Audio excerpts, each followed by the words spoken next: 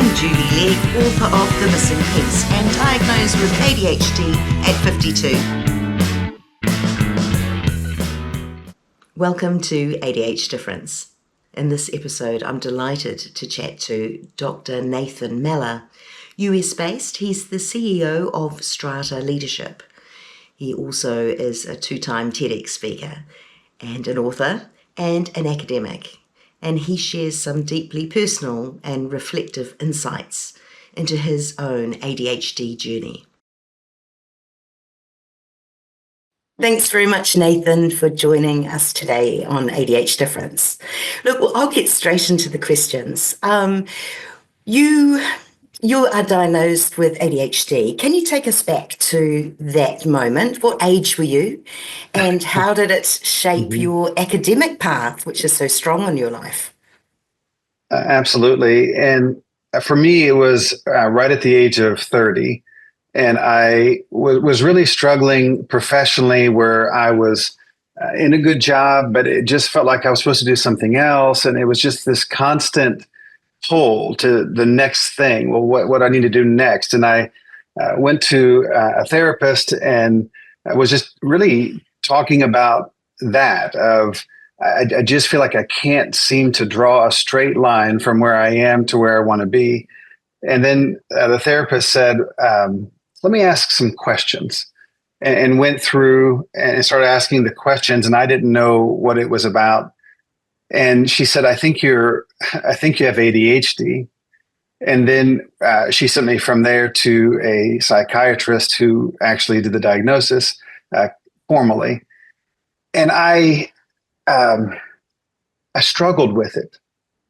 I got the diagnosis. I understood what they were saying. It did sound like me, but I had also built a bit of a bias against the idea of ADHD. And so it was a journey for me to understand really what that meant. And now to look at that as, in some ways, a responsibility to talk openly about ADHD, because I think there are other people who probably looked at it like I did who would benefit from getting some help. I agree. And the stigma around ADHD, it hasn't gone away with all our trying. It's still very much a stigma today. What have you experienced? What were your thoughts when you were diagnosed, thinking about, gosh, I've got ADHD?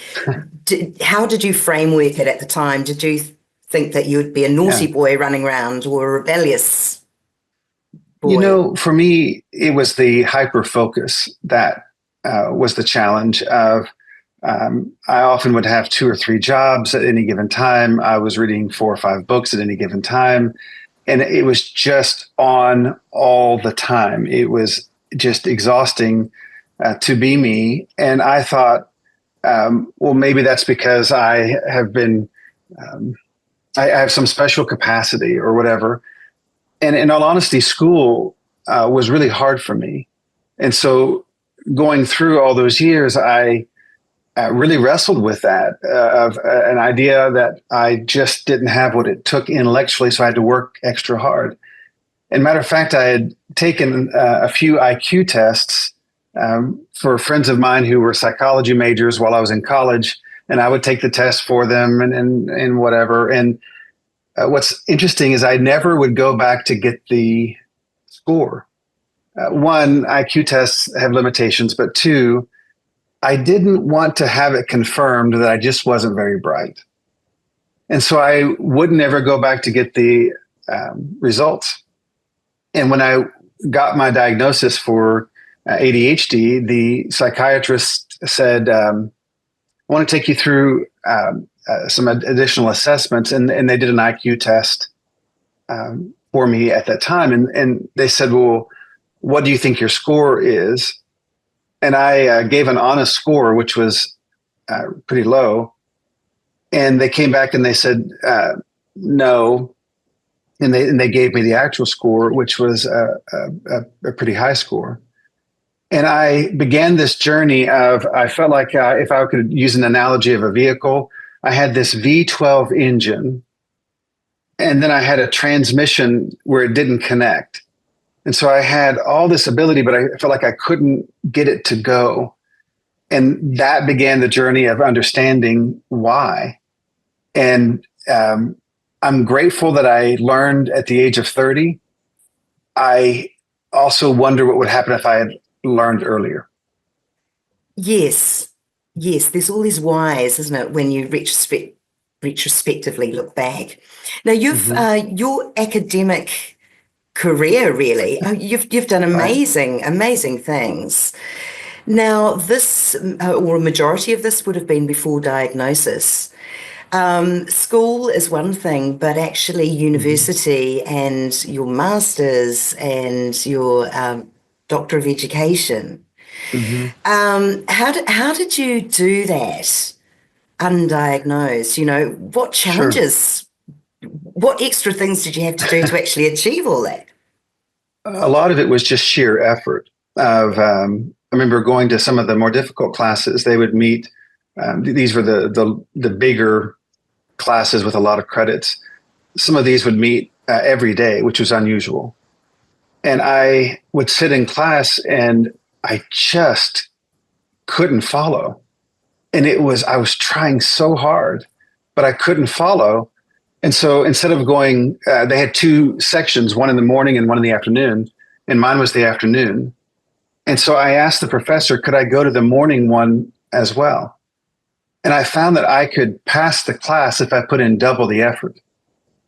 But I didn't walk away from the classes at that point feeling like I really knew the material. I just worked really hard to get through.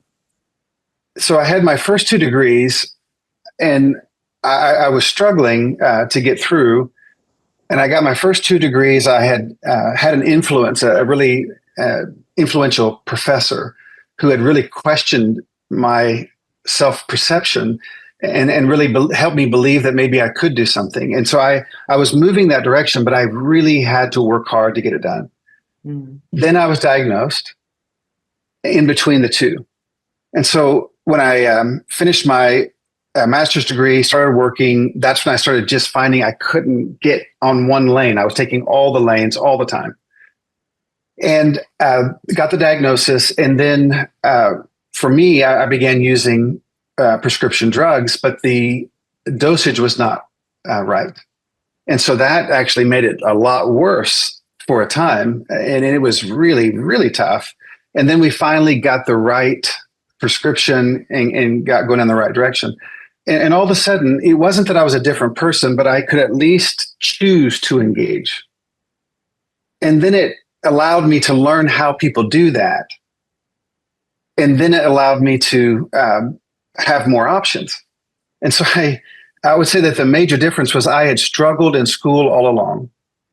And so I end up going to a law school, and I'm pursuing a degree, another master's degree in dispute resolution.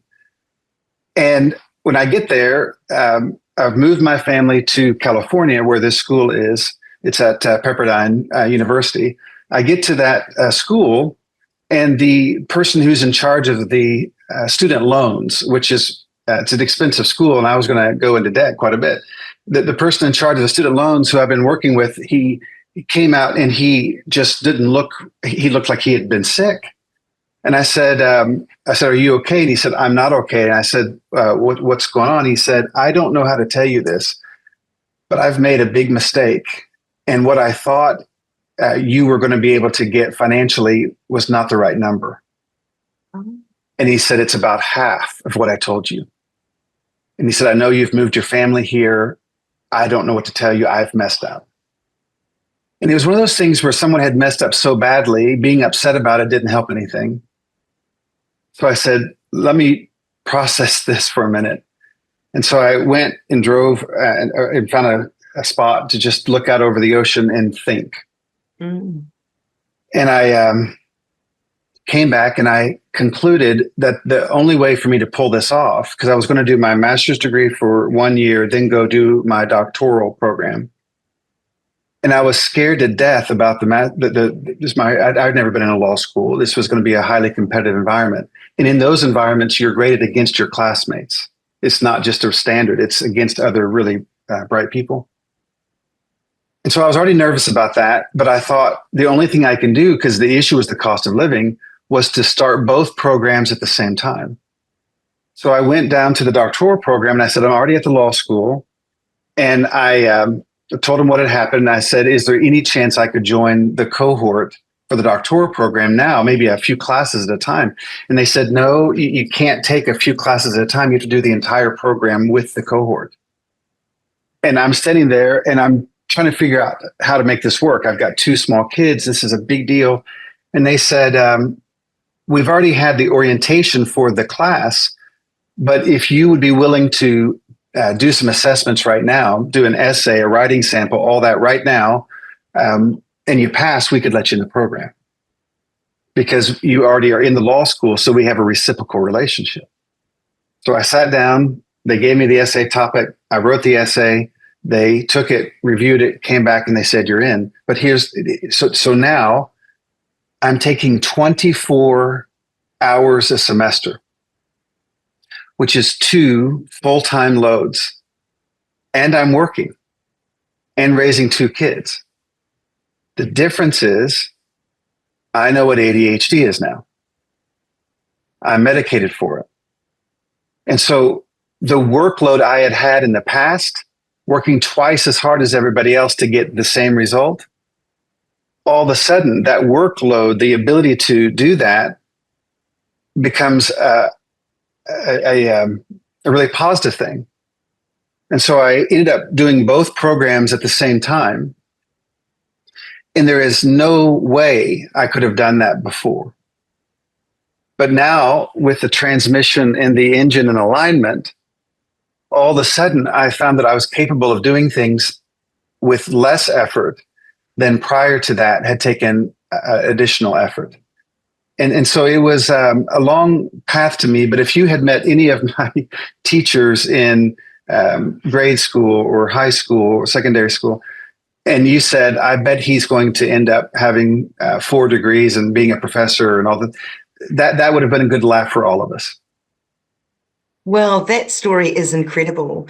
And I think, isn't it the tenacity with ADHD? Once we have an eye on the prize, we go for it. And I think similarly, I don't like the word no, or I don't like barriers. I don't see barriers. And so if I think it can be done, damn it, it will be done. Yeah. So, wow, that is just absolutely incredible. Wow. So that was your study. Now, of course, after your success there, you've continued to be, CEO, you're an author, you're executive coach, you've been a keynote speaker. How did your studies lend to this? What was the journey? Sure. Going back to what you said a moment ago, when I first started, the grades that I had that I thought were good grades before were at the level that if you had those grades, they would kick you out of the program. And so I was really nervous. I didn't know how it would go, but I was determined to do it. And so I think it was the second week of class, I went to the bookstore and I bought the frames that the degrees would go in when I earned them. And I had those on my wall all from that point forward in anticipation of it, because I needed to visualize it to be able to imagine that it could be done. And I would say that that's been something that has been helpful for me, because being able to visualize what could be gives me something to then pursue. And so in executive coaching, I sit down with amazing leaders in complex organizations who are doing the same thing. And what I love about coaching is that it's future oriented. This is where I am, and I'm helping people to identify this is where I want to go. And then we begin to look at, well, then how would we get from here to there? And so all along, my desire has been to help people lead more effectively. And I've had different ways of doing that, whether it's a professor or as an executive coach or starting a leadership company or things like that. But throughout each of those different roles, the theme was the same of how can you help other people thrive? And that is something that is that ember that always burns hot within me of the idea of helping someone else succeed. It is pure energy for me. I bet. I bet it is. And, there are many adults with ADHD who really aspire into leadership roles, but may be concerned how their ADHD will affect their performance with the trip hazards and the challenges, but also harnessing some strengths. So what advice would you give to someone with ADHD who dreams of stepping into a leadership role like that? One is I would tell them that in some ways they might be even more equipped to be able to thrive. One of the challenges of having ADD is that you're aware of everything happening in every room you go into. And so for me as a presenter, as a facilitator, as a coach, I am aware, hopefully, of everything happening in the room at the same time. And I didn't realize that that's not what other people were experiencing. So when I walk into a room, I'm having the conversation I'm having, and I'm listening to the other conversation over there, and I'm noticing that the volume over here is going up or down. And that's been the ADHD experience for me, is I'm aware of everything happening all at one time. As an executive, this can be very helpful because I am raising my awareness of what's going on around me. The challenge in my mind for the ADHD executive is that they need to build the team around them to help them thrive. So, for example, if it's not on my calendar, it doesn't exist. That was something that ended up being liberating versus me wondering, am I supposed to be someplace right now? And so a lot of what I do ends up being very planned. Not only do I have on my calendar the events for the day, I will have on my calendar blocked off the time needed to do the thing that I said I was going to do. And so having that structure gives me little wins throughout the day. And so for that ADHD brain, the stimulus level needed to do something has to be pretty high. So if I've already blocked off the time, we've got to go from here to here to get this done. I'm in essence playing little games that match up with the ADHD brain. And what I find is that the energy level someone with ADHD can bring is typically a lot higher than other people can bring. And that can be an advantage. The downside is the impulsivity of when someone, in an executive role, when somebody is pushing your buttons or whatever it may be, you're going to have to work even harder to stay neutral instead of responding back with a comment that might be right and not helpful. I also find that you can get from where you are to a conclusion very, very fast.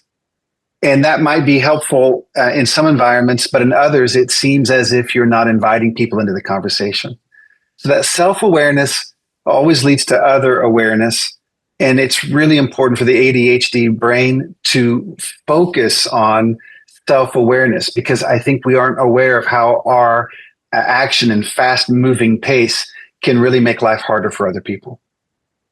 Those things absolutely rang lots of bells for me. I think when you were talking about observation, we learned from a very young age, that's what we did. I refer to it, feeling like an alien and kind of surveying the scene. And when your whole life is like that, yes, this observation becomes, it's second nature. That's what we do. So I love that as a positive. I also love your idea of chunking, I call it chunking, sort of segmenting your calendar in days. For many years, a couple of decades, I was a contractor in marketing, and you had to explain every hour. Well, I felt I needed to explain every hour. And so I spent an hour to check my emails at the beginning of the day, half an hour to prep for a meeting. And so my calendar was completely full. And I knew when I was lagging behind or what I needed to shift to the next day. So absolutely, I love that. And I also wanted to touch on impulsivity, as you said in meetings, maybe jumping to conclusions because we've problem solved well ahead of other people. But also too, I think a struggle could be rejection sensitivity. When you're in a top level leadership role, you're still very sensitive to your ideas not being accepted. Would you have any guidance as to how people, ADHDers, would cope with that? Absolutely. And I do appreciate you bringing it up because once again, if I'm unaware that I have ADHD, if I see the symptoms, but I haven't taken the time to get the diagnosis, regardless of what you may choose to do with the diagnosis, I don't understand that my response is not the same as other people's response. And so I don't realize that the way I'm feeling is not what other people are feeling in the room, and that the burden I carry on that topic may be heavier. So back to the idea of how do I respond, it's one of the reasons why I think I was drawn to that second master's degree in conflict resolution. And so my angle was not really so much to be a negotiator or a mediator or an arbitrator. My angle was leaders tend to be where the conflicts are. And so if I am a leader, I tend to be drawn to the problems to be solved. And by being in and surrounded by conflict, that can be a real problem. So my answer is not, is one that has worked for me, but it's not necessarily one that I can also cite an academic source and say, this is the thing to do. And I'll give you an example. I had been asked to work with a very large airline, and they had a huge fleet of airplanes. This is one of the largest companies in the world. And so I had been asked to go to one of their bases and work with their leaders on various topics. And I get there, and it's one of those things where you walk into a room of people that did not ask for this opportunity. You've got 30 people in a room, most of whom are not happy. And they don't know why they're there. They're angry at their leadership. And then now you've been brought in to fix a problem that they have not been told was a problem until right now. It was a hostile environment. And I walk in, and the arms are crossed. The people are angry. This is a tough crowd. And I've worked with a lot of crowds. This is a tough one. And so I get into the presentation, and it is not working. And this is something that I have worked with all kinds of groups, and I typically know a way in if there's a way in. There's not a way in. And I do what sometimes you'll see a facilitator do when they're stuck. I said, why don't we go ahead and just take a quick break and come back? And so I took the quick break trying to think, what do I do here? And what I found was that the impulse to get angry, the impulse to let them know what I thought about that, all those things, none of which would have been helpful. And I found that the horsepower needed to do all the things that I do of responding negatively can also be applied in a very different way. And so I began asking myself this question, which seems very simplistic and very naive, but it's not. I thought to myself, if I loved these people, how would I manage this differently? And it dawned on me, I'm not going to entertain them into listening. I'm not going to intimidate them into listening. I'm not going to impress them into listening. But if I would take a posture of, wow, their response is very hostile, what could possibly be the reason why that's the case? I would learn later that that's the way to re-engage the executive function of your brain. But at the time, my idea was if I loved them, I would increase my patience capacity. And I thought to myself, don't be threatened by their anger. Let their anger be translated into passion, and they're passionate about something that they feel like they're not getting. Serve them, love them, help them. That is not the normal tone for the corporate world. And I have found that that is something that probably should be. That's very interesting, and that's a stop and rethink moment. And I think once you've had an ADHD diagnosis, a lot of that goes on in life in general, doesn't it? You think this, I would have normally have responded this way, but now I know what my trigger response is going to be. I'm going to rethink that. So to apply that into business is absolutely brilliant. I was going to ask you this a little bit later, but I want to dive in now because I think a lot of workplaces aren't set up, or perhaps some of their old school approaches don't really reflect a neurodiverse friendly workplace. And particularly with ADHD, would you suggest, I know this is what you will do as part of your function as a coach and a consultant, but what can business leaders or companies do to make their workplace more ADHD or neurodiverse friendly? One of my favorite companies that I've worked with over the last decade is a company called ArcBest, ARCBEST. And ArcBest is a company that's been around for a little over 100 years. It's a $4.5 to $5 billion US revenue per year, large company. And I've worked with them for, like I said, about a decade on different leadership development opportunities.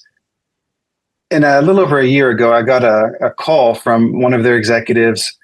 And it was interesting because they were a bit nervous, I could tell, in the conversation. And they said, we would like to sponsor a neurodiversity series.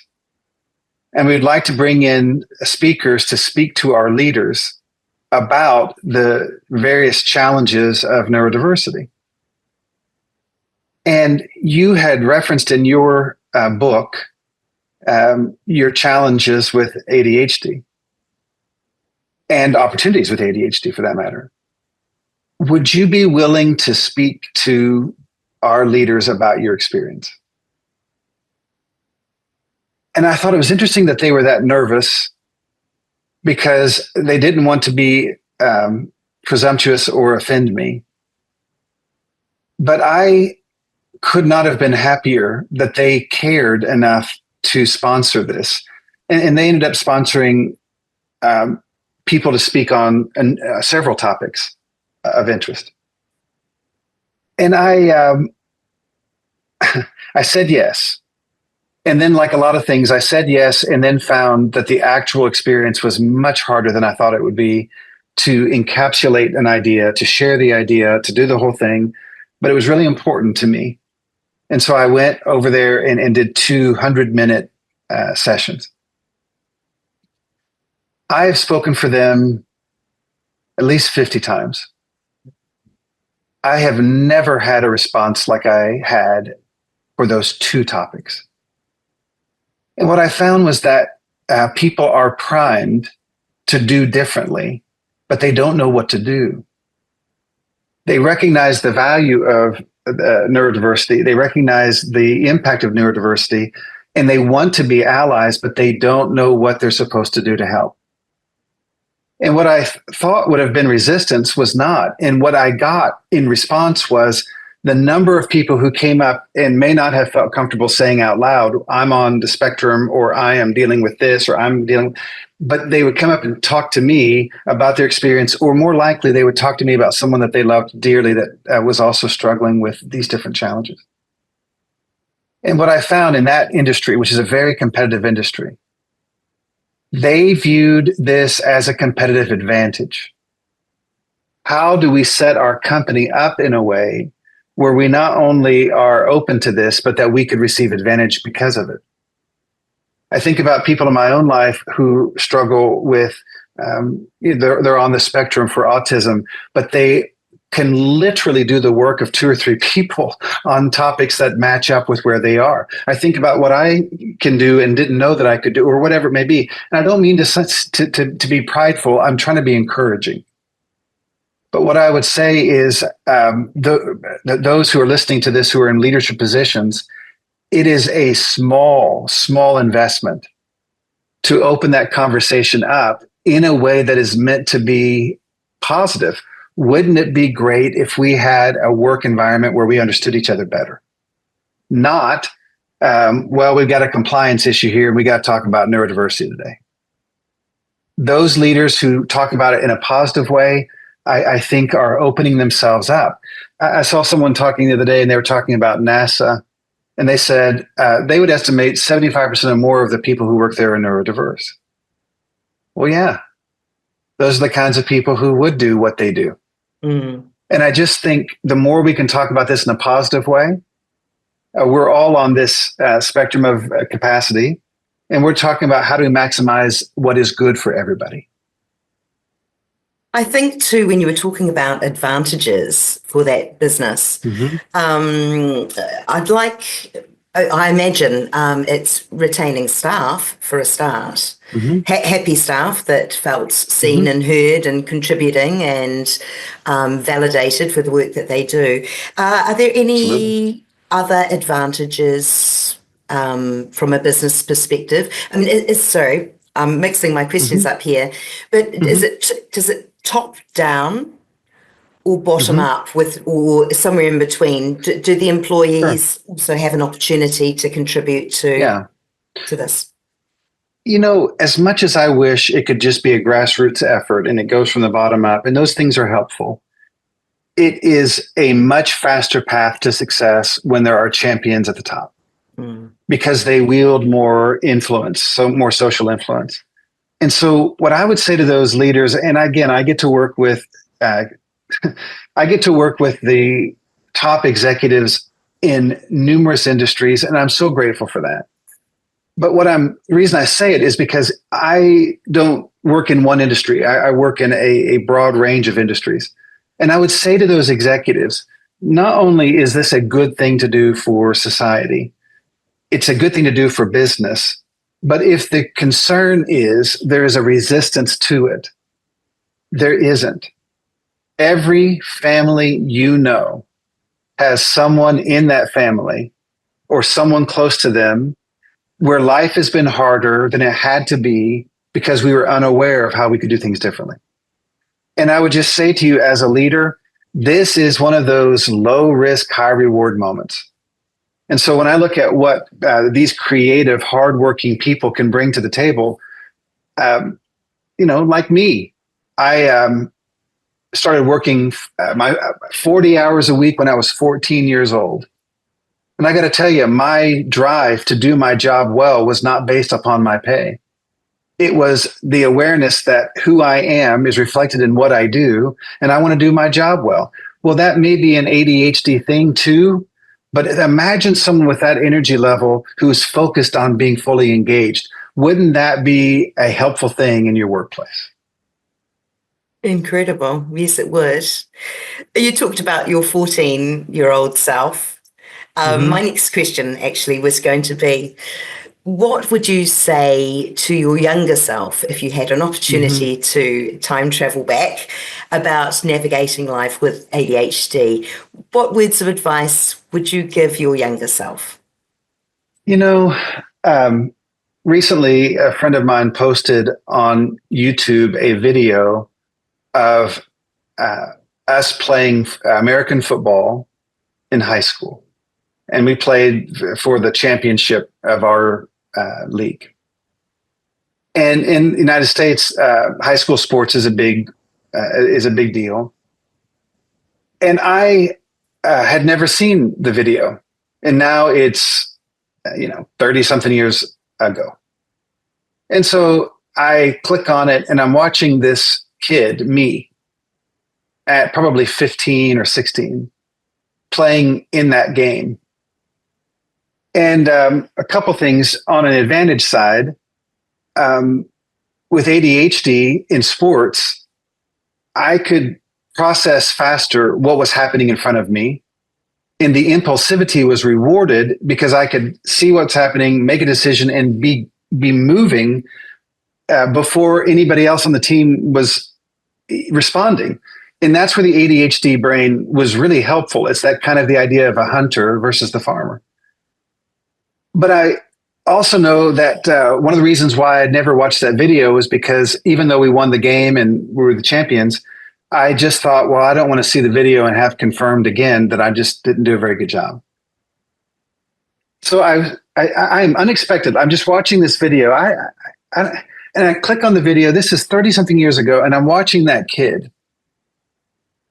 And in all honesty, the feeling I had was I would want to hug him, because that kid was processing everything happening all around him all the time. And you won the game, but you still leave it thinking, well, how he messed that up, and I could have done better on the thing, and I just didn't. And I wished I could have just hugged that kid. And I watched that video thinking, I like that kid. I would see me just get hit and I'm hurt, and I get back up, and I think the resilience of that. And it was so far removed in time that it's like I'm watching someone else. And I would have loved to have had a conversation with that kid and told him it's going to be all right. Because I know, because when I watch the video, all those thoughts are coming back into my head. I know what I'm thinking. I can remember what I'm thinking. And I would have wanted to help that kid. I also would have worked with him to not translate the fact that you weren't good in school did not mean that you weren't bright. And it was around that time I failed 2 classes and had to take them over. I think I'm the only kid in the whole class that failed either of them, and I failed both. And it began to feed this idea that you're just not very smart. And I'm okay with if that were the truth, but it wasn't even true. There are a lot of good people who aren't real bright, but the point was you were believing something that was never true, because what was being tested and the way that you're being taught didn't match the way that your brain worked. And once you could unlock that, some really good things were going to happen. But I would say that the primary feeling I would have towards that kid is compassion, because the world wasn't going to slow down for him. But if he had people come along aside him, there were a lot of things that he could have done that he just was not aware of at the time. And I would have wanted to help that kid. Well, all I can say, Nathan, is wow, you have an amazing story of resilience and success. And I really wish that leaders listen to this and give you a call, damn it, because just with a different lens, how really the workplace can be transformed. And neurodiversity isn't going away in a hurry, and we are everywhere. But it is a little bit like a different operating system. We just need, we need to be understood, and we need to shine bright, because I think we've got a lot of light to shine, and it's just got to be receptive by those people in leadership for sure. I would like to say real quickly, thank you so much for the invitation. And that professor for me that challenged my way of thinking, her name was Dr. D. Carson. And Dr. Carson, first day of class, brought me to the front of the classroom, and she put her finger in my face and she said, "I know who you are." And she said, "I think you're gifted and you don't know it." And she made me sit in the front of the class. And I remember sitting there because she said, "I expect you to make an A in this class, and this class is not easy." And I remember sitting in that chair, that little desk, and ADHD kid, had not brought any paper, so I had to borrow paper from the person next to me, and I didn't bring a pen, so I had to borrow a pen from another kid because I didn't come to class prepared. And I remember sitting there thinking, what if she's right? And I would take everything she said, I would write down, because I found an educator who knew how to unlock what I didn't know was available. And I would just say to all those educators out there that are wondering, is it worth it with that kid that's a bit of a challenge? Thank you.